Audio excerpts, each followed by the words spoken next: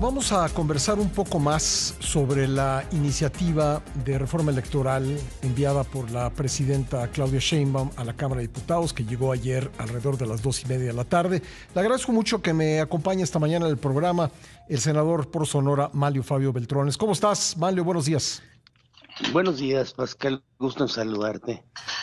Gracias por estar con nosotros en el programa. Oye, pues, ¿qué impresión te dejó esta iniciativa de 60 y tantas páginas, ahora sí, ahora que ya por fin llegó formalmente a la Cámara de Diputados?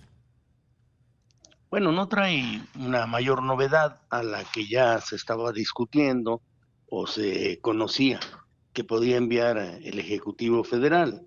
Y creo que pues la misma va a tener una serie de contradicciones dentro de las cámaras por parte de los distintos partidos políticos en una discusión bastante acotada sobre lo que debería de contener una iniciativa de reforma político-electoral para estos momentos en México.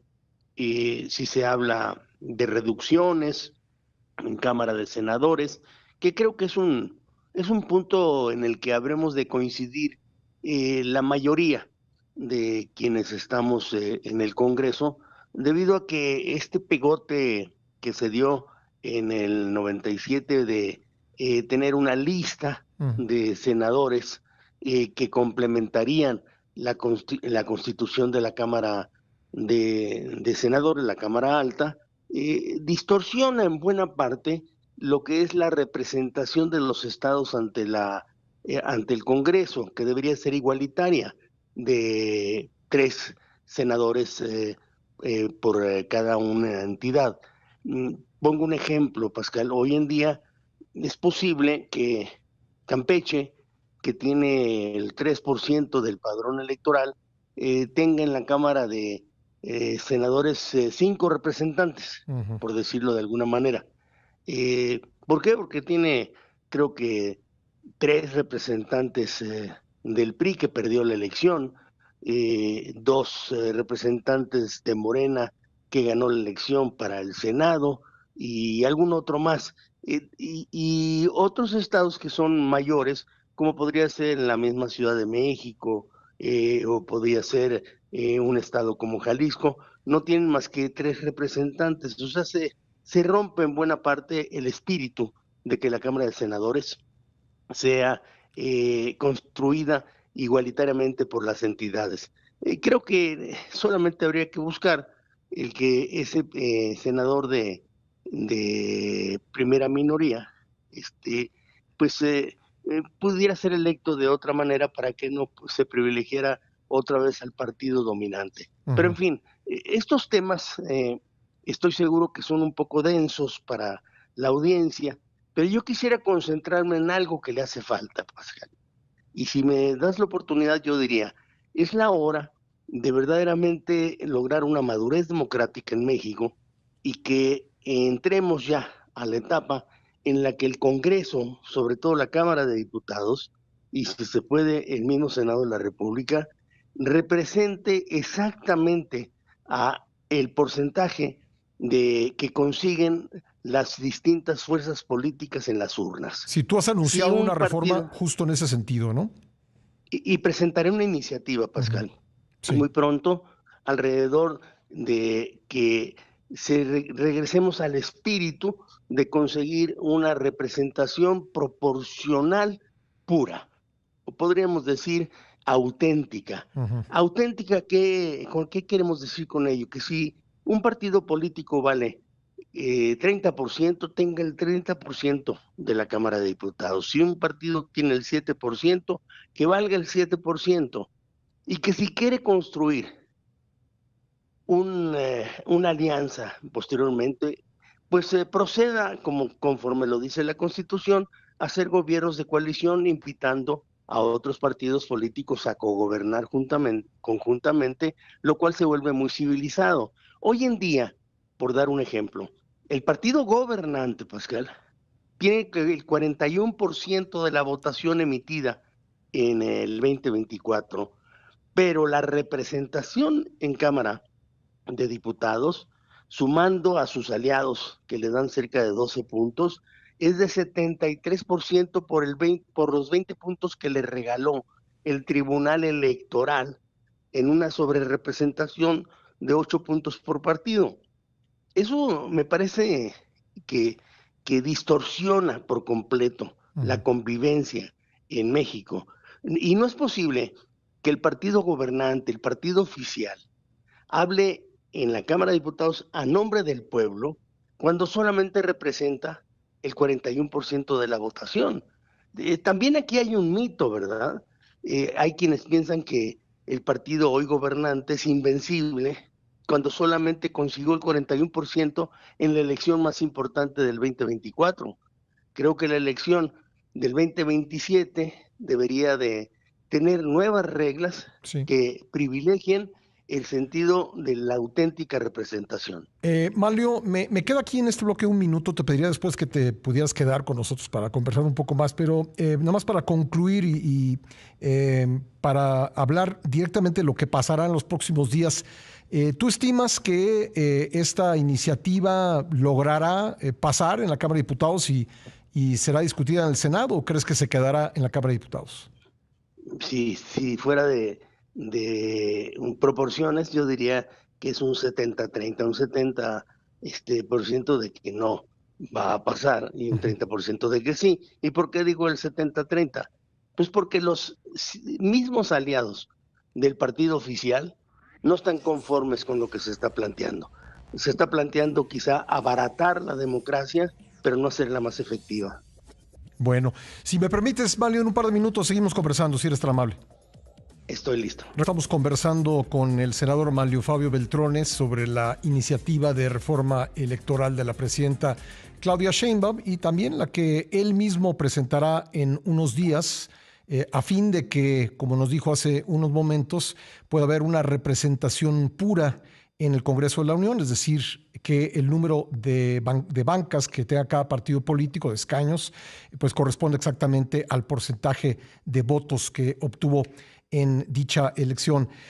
Manlio, ¿cómo sientes el panorama? Porque parece haber una crispación, un desplegado que tú firmaste junto con Francisco Labastida, Diego Fernández Ceballos y Jorge Alcocer, planteando algo que yo creo que es elemental en una democracia, que estas cosas se discutan, que se abra la discusión sobre la reforma electoral, pues fue recibida de mala manera en Palacio Nacional.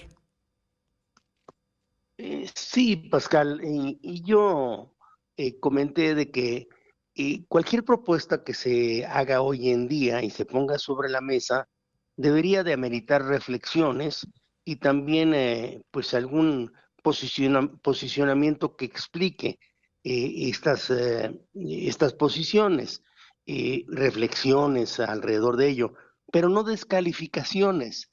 No se puede descalificar una propuesta intentando variar el punto de reflexión hacia lo que pueden ser los personajes que lo están haciendo.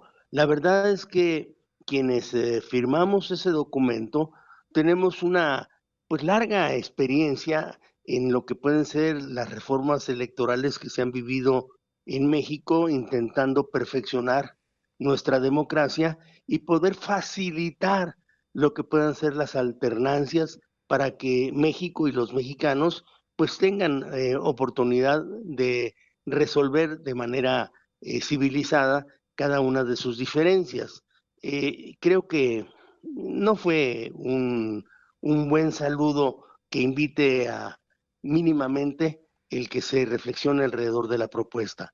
Nosotros insistiremos y para eso presentaremos esa iniciativa, porque creo que lo justo hoy en día es de que cada quien valga en la Cámara lo que los ciudadanos le dieron de votos en las urnas.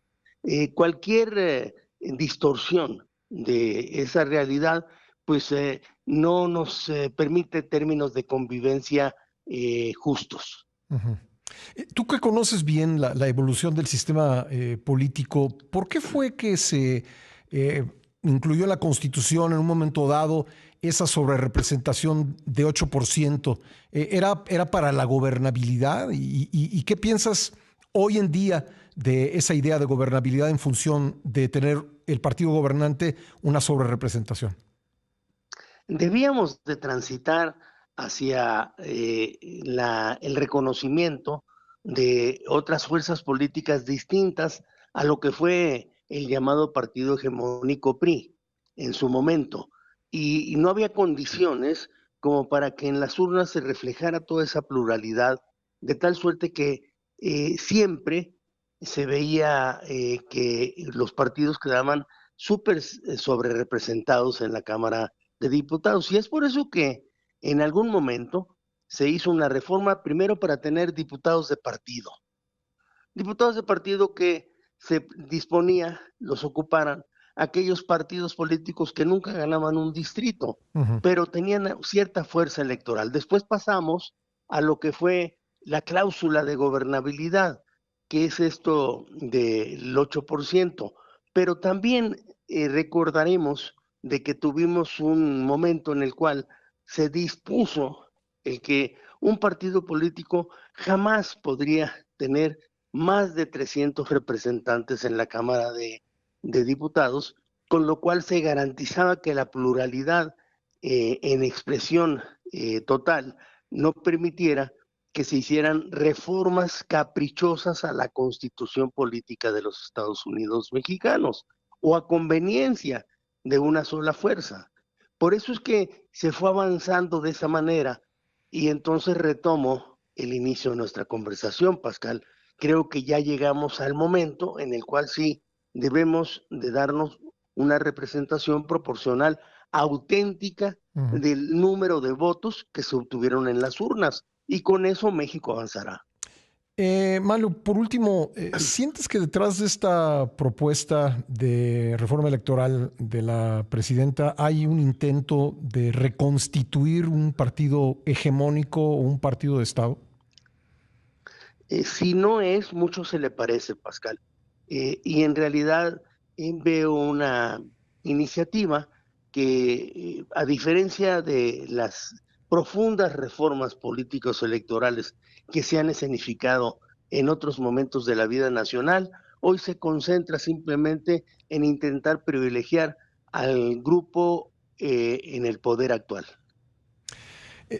¿Tú sientes, hoy se ha remarcado, desde ayer se remarcó mucho que hay una coincidencia entre la fecha de la presentación de la iniciativa, que se había demorado muchos días en llegar, y el aniversario del Partido Nacional Revolucionario, hoy PRI? Bueno, ¿es una ironía? ¿Es una coincidencia? ¿Cómo lo calificarías? Sí, una mala coincidencia, solamente eso. En verdad no creo que haya sido el propósito. Han ido pues posponiendo la presentación, venían posponiendo la presentación de la iniciativa, y siento que es una simple mala coincidencia. Bueno, Mario, pues vamos a estar atentos a la iniciativa que tú mismo presentarás, y te agradezco mucho que me hayas tomado la llamada. El agradecido soy yo, Pascal. Que pasen buen día. Gracias. Bueno, ahí está el senador por Sonora, Manlio Fabio Beltrones, que por cierto se separó del partido, es senador sin partido en este momento, comentándonos su impresión de esta iniciativa, que por lo pronto sigue en la Cámara de Diputados. No ha pasado todavía esa barrera. Tendría que obtener por lo menos 334 votos de estar presentes los 500 diputados integrantes de la Cámara Baja para poder avanzar hacia el Senado. Y bueno, en el Senado ya escucharemos entonces ahí el punto de vista ya en debate del propio Beltrones y los otros senadores. En una Cámara que, si prospera esta iniciativa de la presidenta Sheinbaum, pues se va a reducir. Va a pasar de 128 a 96. Ya nos decía Beltrones que en el año del 97 se amplió el Senado para incluir una lista nacional de 32, una lista que se reparte proporcionalmente de acuerdo con el número de votos, y ahora será integrada por 96, 64 de ellos otorgados a los partidos que ganen la primera mayoría en la elección de senadores, y el resto, los 32, otorgados a los partidos que ganen la primera minoría. Y hace rato nos decía Arturo Espinosa que habrá que ver cómo funciona eso, porque podrían darse combinaciones, como que en ciertos estados los partidos específicamente hablando del partido de gobierno, vaya a la elección coaligado y en otros no. Y en aquellos que no, podría ir solo ganando la primera mayoría o ganando la mayoría y luego dejando que uno de sus aliados gane la primera minoría, y con eso a lo mejor se da un desequilibrio aún mayor en el Senado de la República. Habrá que verlo, habrá que ver cómo funciona y también cómo queda finalmente la reforma, si es que es aprobada.